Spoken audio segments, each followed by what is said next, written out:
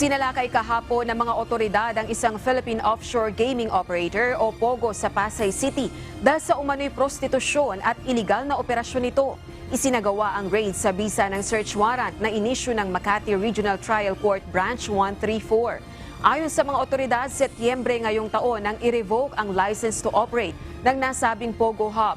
Ngunit sa kabila nito ay patuloy pa rin ang kanilang operasyon. Natuklasan sa nasabing POGO ang iba't ibang mga pasilidad gaya ng KTV area, spa, bedroom, isang kwarto na kung tawagin ay aquarium na hinihinalang ginagamit sa umano'y prostitusyon.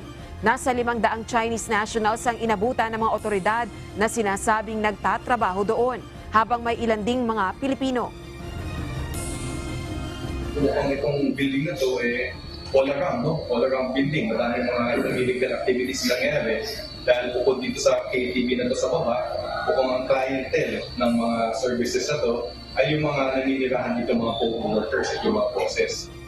Sa ngayon ay nagsasagawa na ng malalimang investigasyon ng mga otoridad laban sa POGO Hub upang maihanda ang kaukulang kaso na isasampa laban dito. Gayon din ang deportation sa mga Chinese worker na iligal na nagtatrabaho dito sa Pilipinas.